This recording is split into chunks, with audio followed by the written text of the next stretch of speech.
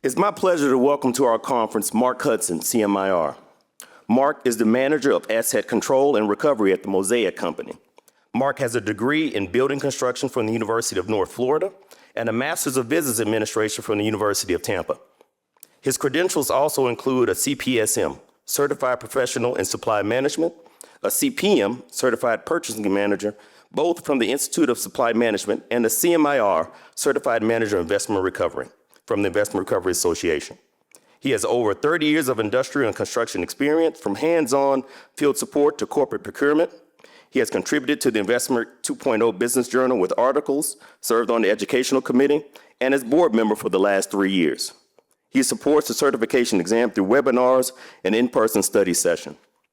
In their home state of Florida, Mark and his childhood sweetheart, Nancy, and I think Nancy's here, I know it's Nancy, are avid outdoors adventurous, surfing, cycling, paddleboarding, fishing, or hiking. They have 3 sons, Dave, Dart, Adam, and Patrick, all Florida State alum. Go Noles. Welcome to the stage, Mark Hutson. Hey everybody, I hope you're enjoying the conference. I'd like to start off with explaining kind of the structure of this morning. If you notice that we're going to do this kind of in a series. It's going to start off with this basics, fundamentals that we're doing. Then Megan's going to take it on how to really develop a investment recovery. And then Andre is going to talk to us about how to sustain it. So it's going to kind of work in a series and build on one another. The reason why is that, as you all saw, that I'm part of the Education Committee, and education is very important to me. So that's kind of where I wanted to start with this, is not only just for the new people that are here today or anybody in investment recovery, but also it's more for the seasoned professional also, that we can promote investment recovery to senior leadership and other industrial constituents, but then also mainly that we have a common language between us. Too often we get too siloed in where we're at, and it's really good that we all kind of come together and kind of go over these basics so we have this common language. And the premise is, in full transparency, I was challenged at my work with this. I work in phosphates. My company does crop nutrients, and part of it in Central Florida, we mine phosphate, and we've been mining phosphate for pretty much exactly the same way for the last 120 years. And lo and behold, in the last 5 years, did the $13 billion company say, man, instead of taking investment recovery by chance, maybe we should develop and formalize an investment recovery program. And that was only in the last 5 years that we took upon doing something like that. I'm going to use that adjective wildly because it was wildly successful. And it was only in this tiny little niche of our company that we were doing this. So my boss came to me with a challenge of how can we take this global to all of the aspects of our business, and that's in Canada and Brazil and throughout part of the US. But then it was, how do you get senior leadership to understand what we do? So that's kind of where the basics of where I came from this at. And then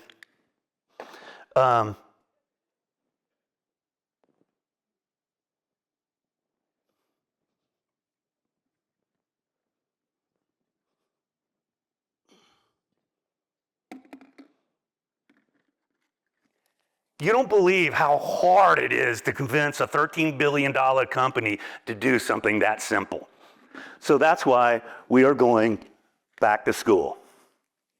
And we're going back to school for,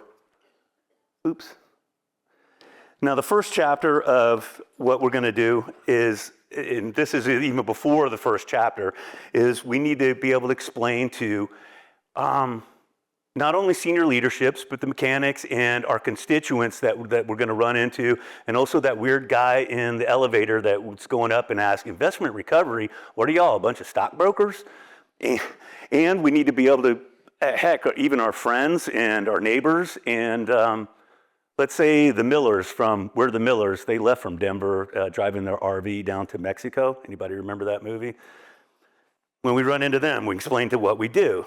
So this is not even the first chapter. This should be on the hard copy of our the first thing that we open up. When we meet somebody, we want to talk to them about this is investment recovery. It's a not-for-profit organization. The education, we need to explain to them that there's 191 companies involved in this association and how important that is. What is investment recovery? Again, this is one of those 60-second commercials that we should have in the back of our minds to be able to explain quickly to anybody what we actually do. And it's the foundation of all of our networking. I want to point out too, as we get down to the bottom, and probably the quickest thing to be able to explain to somebody is also the development of the reverse supply chain. But also I really want to point out the environmental aspect of it too, because too often we lead with, oh, we made $4 million last year, but also it's important to put in there that we did 200,000 pounds of landfill avoidance. And who is investment recovery? That's another really important part too that we need to explain, that it's all these very large companies that are involved in this. So when we go to senior leadership or explain to people, Fortune 500 companies are involved in this sort of business that we do, and how many companies that aren't necessarily involved in these best practices. Also, who is investment recovery? I think we need to have that on the tip of our tongues also, and how many all the professionals that are involved in it. But it's very important to understand all through the supply chain that if we don't identify all along the lines where investment recovery should be, then we're going to miss out on opportunities of value, as well as who it is. And in so many places all along in investment recovery, all along that supply chain, there's so many people that are involved in it, have so many touch points that can drive that value. After all, it's the weakest link that's going to break the entire chain, and we're going to lose the values that we need. So let's get into this is some of the CAPS returns from Paul Hoffman's CAPS recovery and benchmarking that he does. This is something really easy to have again, on the tips of our tongues, to be able to explain to people that it costs most companies on average $117,000 for an employee, and that's all in. That's insurance, everything else that's involved in carrying an employee. But with that little bit of investment, that you get a 48-to-1 return on your investment.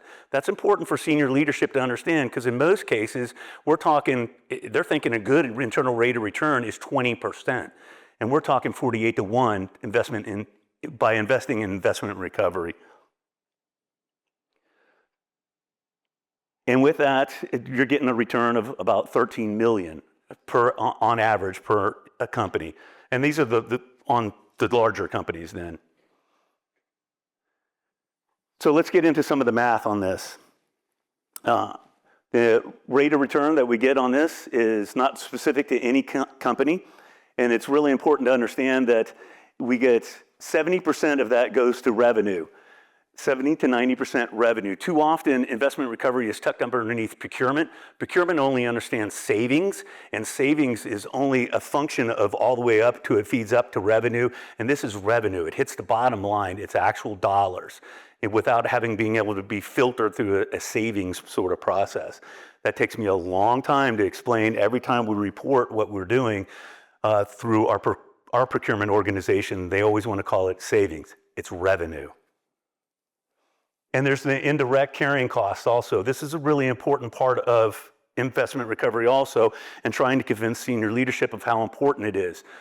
Even if we don't get a return on the assets that we're removing, it's the value that we're getting on savings on the carrying costs, and we'll do some math on that in a little bit.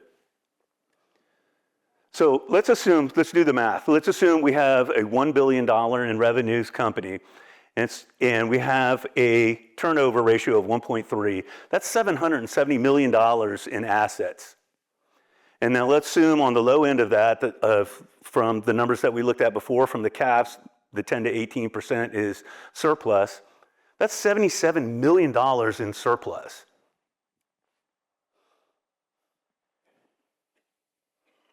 Do some quick math on that then too. If we're talking 20% rate of return, that's $15 million just in carrying costs by holding that stuff. And I know everybody has the old cribs and the old wedding dress and the books in the attic. And that's what most companies kind of have just sitting around. And it's costing them money when they don't realize it. But further down, if we're doing, say, less than a 30% return, we're talking about $23 million on average for these companies. And again, I don't believe most senior leaders understand that they have that much of unused money, and that money could go to be used on other capital projects instead of just being tied up. And I think it's really important that they need to understand that. So with the 7 R's, and the 7 R's are really important part of our language also, just as the Boy Scouts do their Boy Scout law, 12 points, and that's trustworthy, loyal, helpful, friendly, courteous, kind, obedient, cheerful, thrifty, brave, clean, and reverent. We also need to understand it's remove, recycle, reclaim, resell, return, and recondition, and finally, resell. That is some part of our common language that we all need to have and be able to communicate fairly quickly, just like the Boy Scout. Now we're going to get a little academic here, and it's only because, again, and this is coming directly from the book, and I'm probably getting too much into Megan's part here with developing a program, but you can tell my handbook is very muchly loved because I reference it quite a lot. And this is directly from the book, but again, it's something that we very much need to all understand. And we're going to go through the steps from the book, identify, value, and disposition, and what each one of those kind of mean to us. Identify, of course, we understand that there's all kind of different aspects and commodities that we deal with. There's so many people here that we're bringing the investment recovery people together with those of y'all that deal in these commodities and how many commodities that we deal with. And we all understand that there's a whole bunch of those. And we understand that there's where all the waste streams can be identified from BOMs, and understand that idle machines have idle inventory also. But then also all the byproducts and out of spec sort of stuff. Where I want to delve into this is particularly in identifying where those surpluses is coming from. And we really need to value the people in the field because they understand where those assets are coming from.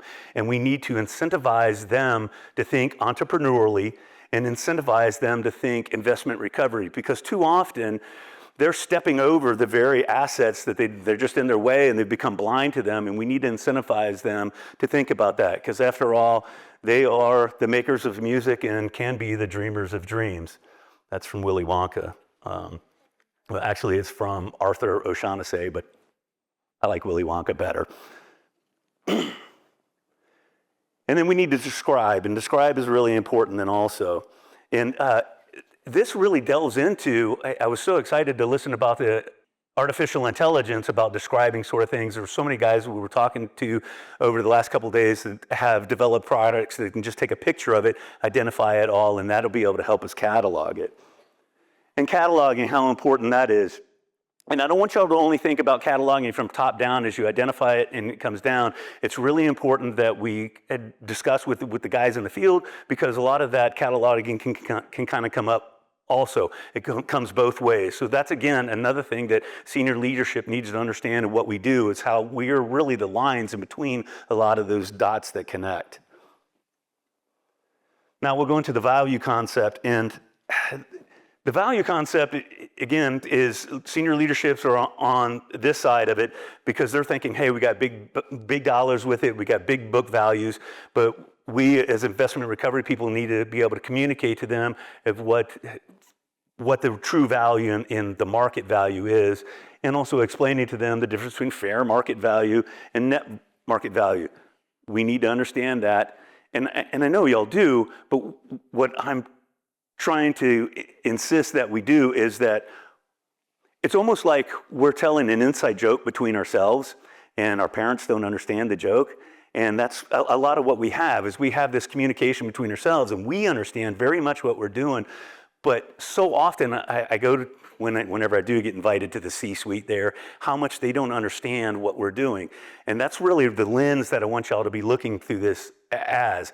Yes, we understand it, but how do we communicate this sort of stuff to the senior leadership? And the sales of surplus, again, that's so much of what this conference does from us, is brings so many groups together that we can develop so many different methods. There's the auction methods, the online methods, the negotiated sales. We can do auctions, we can do contracted sales, and so much of what this conference does brings that together. And there's never a conference that I leave here without going back to senior leadership and being able to report, hey, there's a new market channel that I believe that we can pursue with some of our goods. With that said, then too, there's the secondary markets and the buyers and end users of that. And here we're getting into the wallet and the meat potatoes of why we're really all here, is this disposition part of it. We've gone from the umbrella of how we kind of describe what the investment recovery kind of does, and all the little parts and the pieces and the who's and what's, and how we get to identifying it and getting it teed up. But now here's the swing on it, and that's the disposition part of it.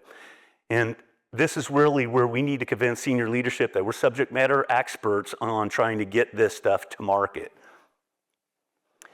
Now, I can't leave this whole portion of the program without delving into sustainability, because like I said in the beginning, too often we talk about the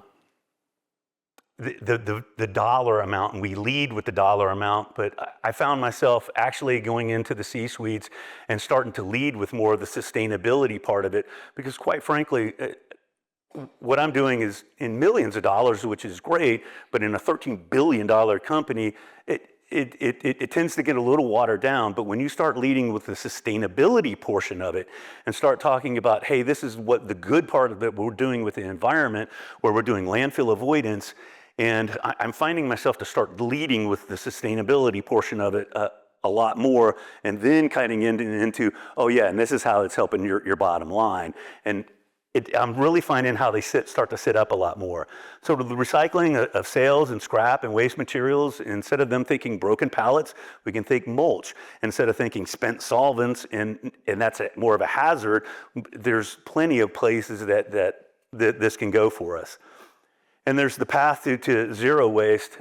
Those that know me know that I'm very passionate about that, and have built programs in my company where we've actually built circular economies in a lot of the processes and completely eliminated waste. And it is possible to completely eliminate waste from processes.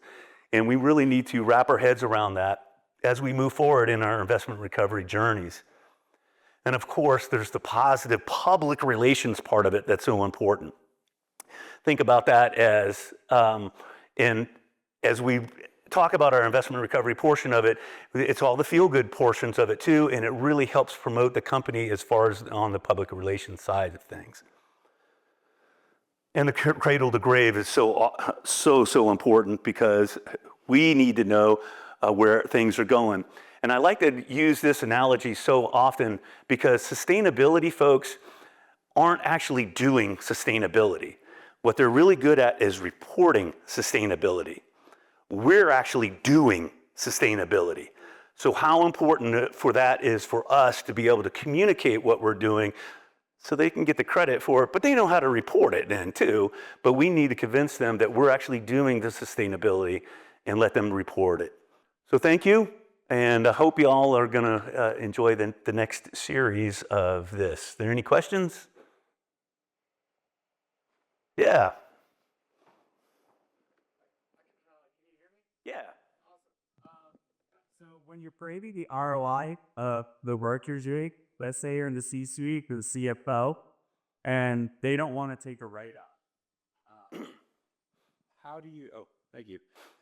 Especially for assets that, say, can't be sold for a ton of money, but still have a high net book value, how do you frame to the CFO, hey, you have to just take this hit, otherwise we're going to be paying carrying costs for years and years and years. Like, moving now it is the carrying cost, number one, that I go to every time, because right now we're underneath a mandate to reduce our inventory by 10%.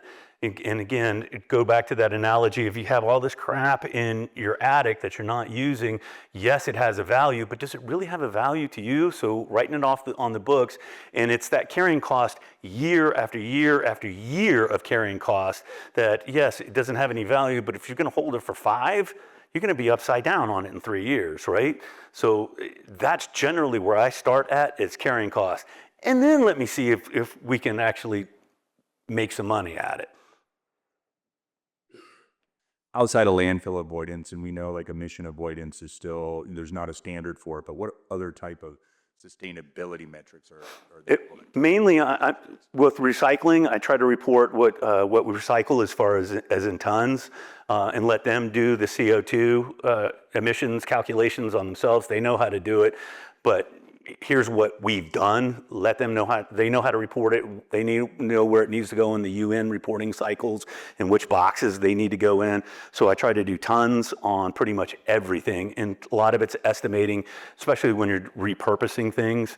But it's mainly tons. And then of course, landfill avoidance, because in the past, that was just the companies.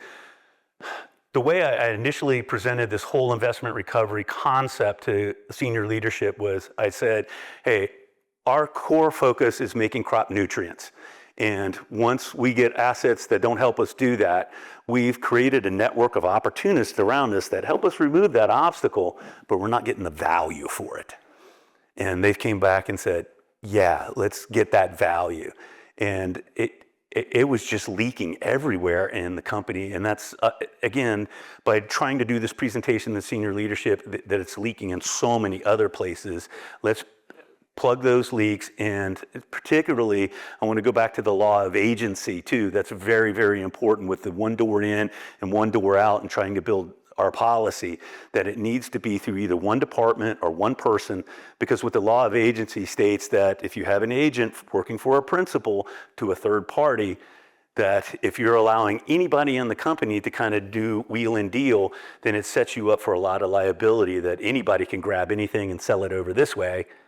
And you've set it all up as your policy allows anybody to do it. If the policy is only one door in, one door out, then nobody could be making these deals with their brother-in-law. Thank you. Good morning. Great presentation. You mentioned earlier about incentivizing the field operations to help make them think like entrepreneurs. What are some effective ways that you've seen? Oh, the number one thing that I did was, we have about 7 locations, and each one is responsible, and they get judged on tons produced and how they reduce cost per ton. And in the past, anything that kind of was scrap or everything that went to general overhead went all the way back and cycled up. Well, this guy doesn't care about what everybody gets, right? So what I did is I broke up the program and put everything into cost centers. Whatever's produced, whatever's done in investment recovery in this portion of a company or this plant or this mine, you get the credit for it. And it really tried to push that through the general managers all the way down and said, hey, look, if you can think entrepreneurially, you're helping yourself, not just helping everybody. Because, hey, this guy may not be playing ball and these guys are busting their butts on it, but he's getting the benefit for it. And then what I've done then too is developed cost measures on each plant. And now we post that on a quarterly basis. And you get to see, hey, this company, this part of the company's doing this much more in this one. And it really kind of embarrasses this general manager as far as, hey, how come we're not doing as good as that? So putting it in specific cost centers and then making people compete against one another.